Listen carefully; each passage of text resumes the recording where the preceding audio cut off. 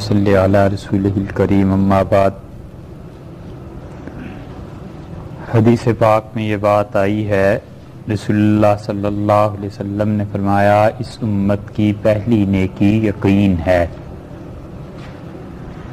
اس کا مطلب یہ ہے کہ جس انسان کو یقین مل گیا اور جس انسان نے اپنے یقین کو استوار کر لیا، اس انسان کی باقی نیکیاں اس بنیاد پر اٹھتی چلی جائیں گی، اور جس انسان نے یقین کی نیکی کو نہیں بنایا اس انسان کی باقی نیکیاں کم درجے کی ہوتی چلی جائیں گی۔ اس لیے جو کام کرنے کا ہے وہ اللہ پر اعتماد اور یقین کو بحال کرنا ہے۔ ایمان جس چیز کا نام ہے وہ سارے کا سارا یقین ہے۔ اسی لیے امام بخاری رحمۃ اللہ علیہ نے ایک جگہ اس قول کو نقل کیا ہے کہ عبداللہ ابن مسعود رضی اللہ عنہ کہتے تھے کہ الیقین الایمان کلہ، یقین پورے کا پورا یہ ایمان ہے، اور ایمان یقین ہے تو یقین اس بات پر ہونا چاہیے کہ اللہ کے کرنے سے کام ہو جاتے ہیں، اور یقین اس بات پر ہونا چاہیے کہ اللہ تعالیٰ کسی کام کے متعلق یہ فیصلہ فرما دیں کہ یہ نہیں ہو سکتا تو کائنات پوری مل کر بھی زور لگا لے۔ اللہ کی وحدانیت ایسی غالب ہے، اللہ کی قدرت ایسی غالب ہے کہ کسی کا زور نہیں چلتا، اور ہو کے وہ رہتا ہے جو اللہ فیصلہ فرما لیں اور جو اللہ طے کر دیں۔ بس اس یقین کو بنانا چاہیے، اور اس یقین کا تعلق اللہ کے ساتھ جوڑنا چاہیے۔ جتنا جتنا یقین میں کمی ہے، اس کا مطلب یہ ہے کہ اتنا اتنا ایمان میں کمی ہے۔ اس یقین کے درجات ہیں۔ یہ یقین صحابہ رضی اللہ عنہ میں تھا، اور اس یقین نے انہیں عام امت سے بڑھا دیا، اگرچہ رسول اللہ صلی اللہ علیہ وسلم کی صحبت مبارکہ ہی اصل تھی ان کے لیے، مگر اس صحبت سے جو فوائد انہیں حاصل ہوئے ان میں سب سے بڑا فائدہ یقین کا تھا۔ اور یہ یقین ایسی چیز ہے کہ انبیاء علیہ السلام نے ورثے میں چھوڑی ہے۔ سارے حالات ناموافق، ساری کی ساری فضائیں ان کے مخالف، اور ایسے لگتا تھا جیسے یہ کشتی اب ڈوبی کہ جب ڈوبی، مگر اللہ پر یقین، اللہ پر اعتماد بڑی بڑی مشکلات سے انہیں نکال کر لے گیا۔ تو اللہ پر یقین ہونا چاہیے پورے کا پورا، اور رسول اللہ صلی اللہ علیہ وسلم کی زبان پر کہ جو انہوں نے کہا ہے سچ کہا۔ اور اس یقین کی کمی انسان کو پیچھے دھکیلتی ہے، اس کے نقصانات ہوتے ہیں، یہاں تک کہ جب یقین بالکل کم ہو جائے تو پھر ہوتے ہوتے کفر تک پہنچ جاتا ہے۔ اللہ کے رسول صلی اللہ علیہ وسلم ایک بات کرتے ہیں اور اس کو یقین اس بات پر نہیں آتا، اپنے جیسے انسانوں سے سن کے یقین آ جاتا ہے، گناہ گار آدمی کی زبان اسے یقین دلائے اس سے یقین آ جاتا ہے۔ ایک خط پڑھتا ہے جس کے متعلق ابھی پوچھنا باقی ہے کہ یہ واقعی فلاں آدمی نے لکھا ہے، اس پہ یقین آ جاتا ہے، مگر اللہ کے کہے پہ یقین نہ کرے۔ یہ سوچئے کس بات کی علامت ہے؟ یہ انبیاء علیہ السلام اس قدر یقین تھا اللہ کی ذات پر ان کا کہ وہ ایک سامنے ہے منظر اور بحیرہ کلثم ہے، اور لوگ ان کے ساتھ ہی چیخ رہے ہیں، اور وہ کہتے ہیں کہ انا لمدرکون، ہم یقیناً پکڑے جائیں گے۔ یہ سامنے بحیرہ کلثم ہے اور دریا میں راہ کیسے بنے گی، اور پیچھے فرعون ساری افواج لاؤ لشکر سمیت آ چکا ہے، بنے گا کیا؟ دیکھا یقین نے کیا کیا، انہوں نے کہا کلا ان معی ربی، ہرگز نہیں، اللہ میرے ساتھ ہیں، سیہدین، وہ یقیناً کوئی راہ پیدا کرے۔ 1,00,000 آدمیوں میں ایک صاحب یقین ہو تو وہ 1,00,000 آدمیوں کا ایمان بن جاتا ہے، اس لیے کہ وہ یقین جو اس کے دل میں ہے، وہ جنریٹر جو وہاں لگا ہوا ہے وہ سب میں یقین کو پیدا کرتا چلا جاتا ہے۔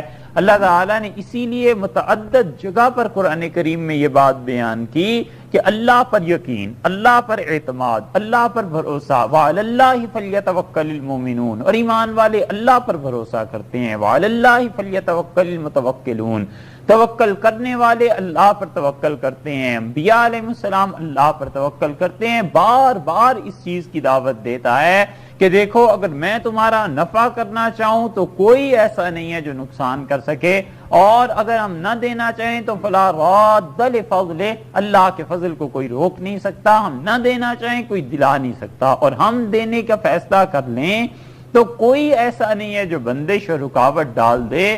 یہ یقین اللہ پر ہو جائے، یہ اعتماد اللہ پر ہو جائے کہ جو اس نے وعدے کیے ہیں وہ سچ کیے ہیں، اس کا یہ وعدہ ہے کہ جنت ملے گی، یہ اس پر اطمینان ہونا چاہیے کہ اس نے اعمال صالح اور فضل کی بنیاد قرار دی ہے۔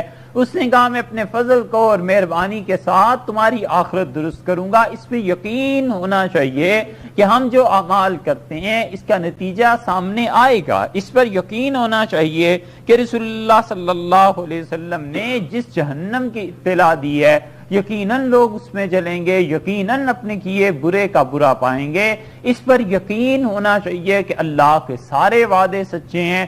اللہ نے فرمایا ہے وَمَنْ أَصْدَقُ مِنَ اللَّهِ قِيلًا، اور لوگوں اللہ سے زیادہ سچی بات کس کی ہو سکتی ہے؟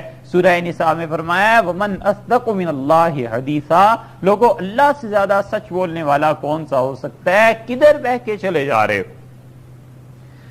کس بے اعتمادی کے راستے پہ چل رہے ہو؟ کہاں پہنچ گئے ہو؟ اللہ پر اعتماد اور اللہ پر یقین اللہ نے بتلایا ہے کہ یہ اصل ہے، اور اسی لیے انبیاء علیہ السلام کتنی مشکلات، کتنے مصائب ہیں، مگر وہ کہتا ہے کہ اللہ کے ساتھ تعلق ہے۔ ابراہیم علیہ السلام کی زندگی دیکھی ہے، پوری قوم انہیں کہہ رہی ہے کہ تمہارا ایسا اور ایسا ہو جائے گا، تمہارا تو بیڑا ہی غرق ہو جائے گا، وہ کہتے ہیں کہ تم مجھے کہتے ہو تمہیں خوف نہیں آتا اللہ کی نافرمانی سے، اور میں تمہارے اس باطل مذہب کی مخالفت کرتا ہوں تو تم مجھے کہتے ہو کی دونی جمیعاً، تم تمام کے تمام، تم اور تمہارے خدا مل کے جو کرنا ہے کچھ کر لو، اور میرے اللہ کو اگر منظور نہ ہوا تو کچھ نہیں ہوگا۔ یہ ہے یقین اللہ پر، یہ ہے اعتماد اللہ پر۔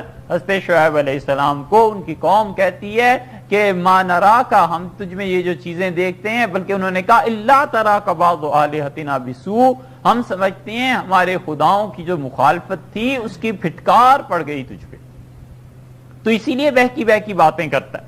اور حضرت شعیب علیہ السلام نے کہا بات یہ نہیں ہے، تم جو کرنا چاہو کر لو، اپنی پوری تدبیریں کر لو، اور اگر میرے اللہ نے میرے لیے کوئی چیز نہیں لکھی نقصان کی، تم میرا کچھ نہیں بگاڑ سکتے۔ اور ابراہیم علیہ السلام نے کیسا شاندار جواب دیا ہے، انہوں نے کہا تمہیں خدا کا خوف نہیں ہے، تمہیں خدا سے ڈر نہیں ہے جو سب کچھ کر سکتا ہے، اور مجھے ان سے ڈراتے ہو جو کچھ نہیں کر سکتے۔ تو بات اتنی سی ہے کہ انسان کا یقین کامل ہونا چاہیے، اللہ پر اعتماد کامل ہونا چاہیے۔ اللہ نے جو وعدے کیے ہیں وہ یقیناً پورے ہونے والے ہیں، اللہ نے جو کچھ بیان کیا ہے وہ یقیناً ہونے والا ہے۔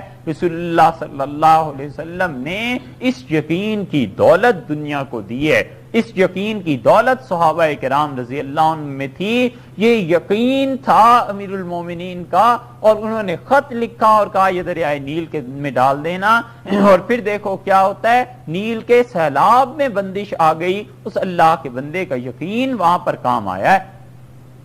یہ صحابہ کرام رضی اللہ عنہ ان کی زندگیاں عبارت ہیں اس یقین سے۔ حضرت ابوبکر رضی اللہ عنہ سے بڑے بڑے پہاڑ، چٹانیں عزم اور یقین کی، وہ کہتی ہیں کہ ابوبکر نہ بھیجو رضی اللہ عنہ، اس لشکر کو مت بھیجیے، یہ ہو جائے گا، یہ ہو جائے گا، اور اسامہ کو آپ بھیج رہے ہیں، یہ چیزیں۔ حضرت عمر رضی اللہ عنہ جیسا انسان جو عزم اور یقین کی چٹان ہے، وہ کہتا ہے کہ ابوبکر نہ بھیجیں، کیا بعد میں؟ اور حضرت ابوبکر رضی اللہ عنہ کہتے ہیں عمر تیری ماں تجھے گم کرے، اسامہ کو رسول اللہ صلی اللہ علیہ وسلم امیر مقرر کر دیں، اور تو مجھے مشورہ دیتا ہے کہ میں امارت بدل دوں۔ اللہ کی قسم جس جھنڈے کو رسول اللہ صلی اللہ علیہ وسلم نے اپنے ہاتھ سے باندھا ہے، ابوبکر بالکل اس کو نہیں اتار سکتا۔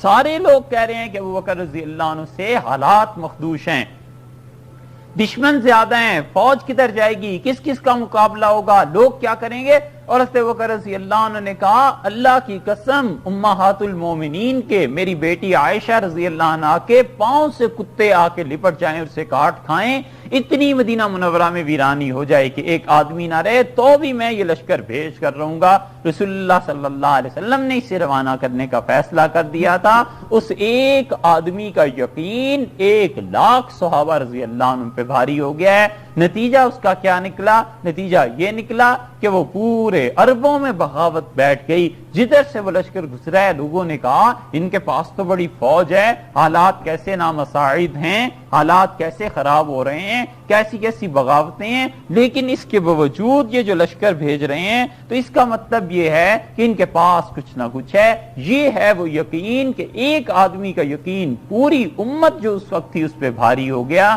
یہ ہے یقین کی دولت، جتنی کسی کے دل میں آ جائے گی اتنا ہی اللہ کا قرب سے ملے گا، جتنی یہ یقین کی دولت سے نوازا جائے گا اتنا ہی اللہ پر اعتماد کر لے گا۔ حضرت علی رضی اللہ عنہ بیٹھے ہیں اور مقدمہ پیش ہوا کوفہ میں، اور امیر المومنین دیوار کے سائے میں بیٹھ کے مقدمے کا فیصلہ کر رہے ہیں۔ ایک گزرتا ہے کہتا ہے امیر المومنین اٹھ چاہیے، دیوار گر جائے گی آپ پہ، اور حضرت علی رضی اللہ عنہ سے کہا تو بالکل فکر نہ کر، ہم پہ گرے گی نہیں گرے گی، تو اپنا کام کر۔ پورا فیصلہ انہوں نے لکھا، اٹھ کے ہٹے ہیں اور دیوار گر گئی۔ یہ کس چیز نے اسے روک رکھا تھا؟ اللہ کی قدرت نے، اور اللہ کی قدرت کس کے ساتھ تھی؟ وہ اس آدمی کے ساتھ تھی جس کے دل میں اللہ کے وعدوں پر یقین تھا۔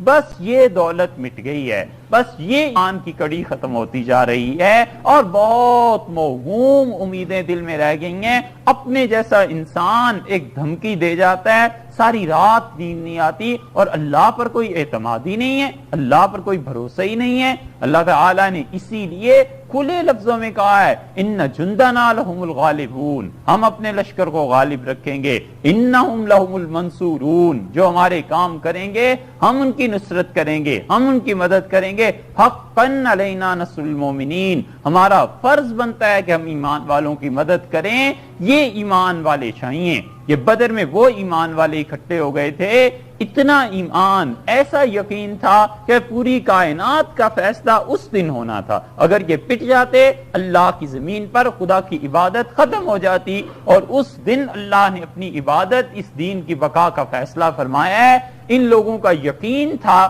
یہ یقین انہیں کہاں سے کہاں لے گیا ہے۔ اسی لیے رسول اللہ صلی اللہ علیہ وسلم نماز میں پڑھتے تھے اللہم لا مانع لما اعطیت، اللہ جو چیز آپ دینا چاہیں کوئی روک نہیں سکتا، ولا موتیہ لما منعت، اور اللہ جس چیز کو آپ منع کر دیں کوئی دے نہیں سکتا، ولا راد لما قضیت، اور اللہ جو فیصلہ آپ کر دیں کسی کی مجال ہے اس پہ نظر ثانی کر سکے، اس فیصلے کو روک سکے، ولا ينفع ذا الجد منک الجد، اور اللہ کسی بڑے کی بڑائی تیرے سامنے کچھ کام نہیں دیتی۔ یہ ہے یقین، اور یہ یقین بنتا ہے جب دلوں کے بت ٹوٹتے ہیں۔ کس کس چیز کا بت بنا رکھا ہے، کتنے بت اپنے دل میں سمائے ہوئے ہیں۔ اللہ کی توحید کی بات کرتا ہے اور دل کے بتوں کو دیکھے، دل میں کس کس کا بت سجا رکھا ہے۔ اپنے جیسی مخلوق سے نفع اور نقصان ہونے کی توقع، وہ مخلوق جس کا انتقال ہو گیا اور اللہ کے یہاں پہنچ کے ان سے نفع اور نقصان کی توقع، اور اس سے بھی بڑھ کر خود اپنی ذات کے متعلق یہ کہنا کہ میں ایسا اور میں ایسا، اور اللہ کا فضل اگر ہٹ جائے اور خدا کی مہربانی ہٹ جائے تو پھر صفر سے ضرب سے دے لو، کچھ باقی نہیں رہتا۔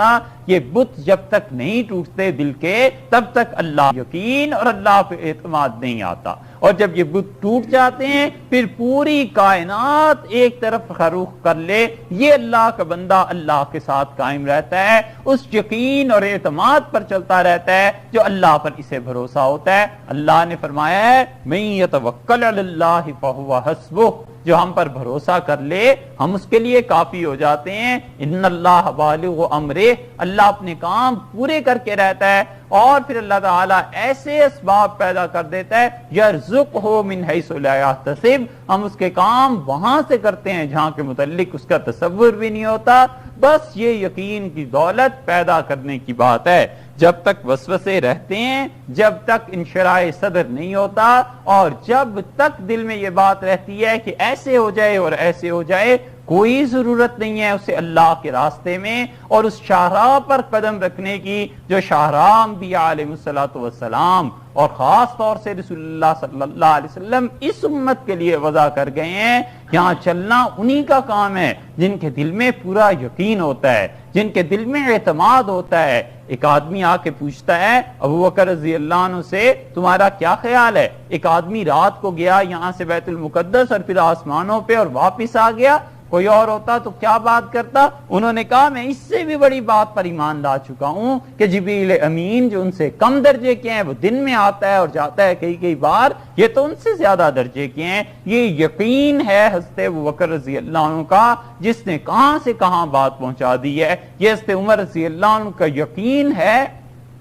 ایران جیسی طاقت سے ٹکر لے لی, ایران کی اس زمانے میں حیثیت کسی طرح بھی اس سے کم نہیں تھی. جو آج ہماری نظروں میں امریکہ اور یہ انگلینڈ سمائے ہوئے ہیں کسی طرح اس سے کم نہیں تھی, مگر وہ اللہ کے بندے جا کے ٹکرائے ہیں, پاش پاش کر دیا ہے انہوں نے, سلطنتوں کو ٹکڑے ٹکڑے کر دیا ہے. ان کی عورتیں بٹ گئیں, ان کی زمینیں تقسیم ہو گئیں, ان کے اموال غنیمت بن گئے اور ان کی جانیں ہلاک اور برباد ہو گئیں. یہ ان چند آدمیوں کا یقین تھا, مٹھی بھر آدمیوں کا, جن کی پرورش فقر و فاقہ میں ہوئی تھی, مگر وہ جتنے زیر کے نادار تھے باطن میں اتنے ہی یقین کی دولت سے مالا مال تھے. انہیں پتا تھا اللہ ساتھ ہے اور انہوں نے اس بنیاد پر جو کام شروع کیا ہے یہ اس کا صدقہ اور نتیجہ ہے کہ آج ہم یہاں بیٹھ کے کلمہ پڑھ لیتے ہیں اور آج ہم یہاں بیٹھ کے کام کر رہے ہیں دین کا, جو بھی ہو سکتا ہے کسی انسان سے, مگر یہ اس یقین کی بدولت ہے. تو اس لیے یقین پیدا کرنا چاہیے, اللہ پر بھروسہ پیدا کرنا چاہیے, اللہ پر اعتماد ہونا چاہیے. اپنے اور اللہ کے درمیان کسی بت کو نہ آنے دے, مالک کے فیصلوں پر پوری طرح راضی ہو جائے. رسول اللہ صلی اللہ علیہ وسلم نے فرمایا مجھے ایسے کر دیجئے لا احبو, اللہ میں اس چیز کو پسند نہ کروں جس کو آپ نے مؤخر کر دیا ہے, اور اس چیز میں جلدی نہ مچاؤں جسے آپ نے مؤخر کر دیا, اور اس چیز میں تاخیر کو پسند کرنے والا نہ بن جاؤں. مما عجلتا, اللہ جو آپ مجھے جلدی دینا چاہتے ہیں, بندہ بالکل حق تعالی شانہ کی مشیت اس کے فیصلوں کے ساتھ ایسے ہو جائے جس طرح مردہ زندوں کے ہاتھ میں ہوتا ہے, وہ اسے پلٹتے ہیں, الٹتے ہیں, اٹھاتے ہیں, بٹھاتے ہیں. بس مالک پر یقین اتنا ہونا چاہیے کہ جو وہ کرتے ہیں صحیح کرتے ہیں, میری خیری کے کام ہو رہے ہیں, یہ ساری چیزیں میری ہو رہی ہیں. یار ماں در فکر ماں,